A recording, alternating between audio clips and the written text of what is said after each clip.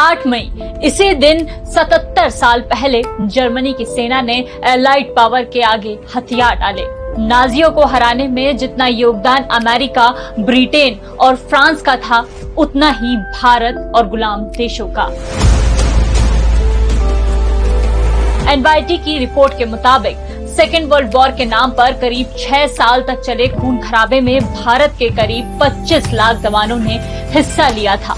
इसमें से 90,000 सैनिक शहीद हो गए थे। आज भास्कर इंडेप्थ में देखिए भारत के उन चुनिंदा वीर जवानों के साहस की कहानी, जिन्होंने हिटलर और उसका साथ देने वाले देशों की सेना को धूल चटाई।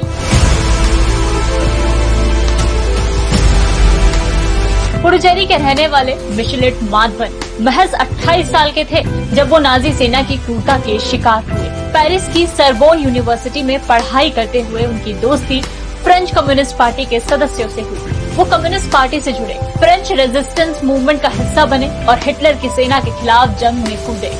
उन पर एक थिएटर में हुए बम धमाका करने और अंडरग्राउंड रहकर जर्मनी के खिलाफ काम करने के आरोप लगे।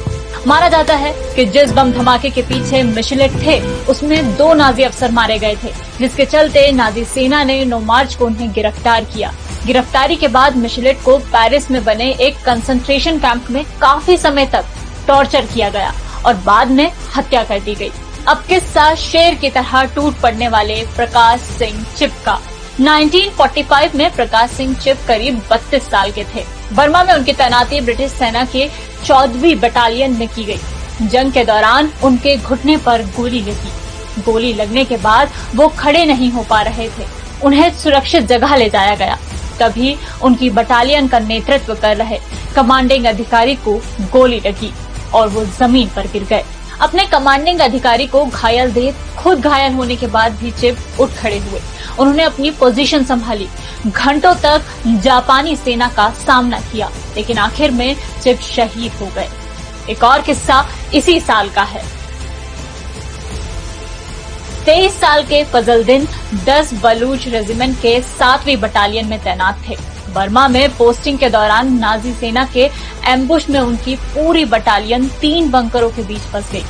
इसके बाद बिना एक सेकंड भी देर किए फजल ने एक बंकर पर ग्रेनेड फेंका और उसे तबाह कर दिया।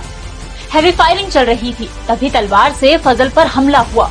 खून से लथपथ फजल ने कई दुश्मनों को मौत के घाट उतारा।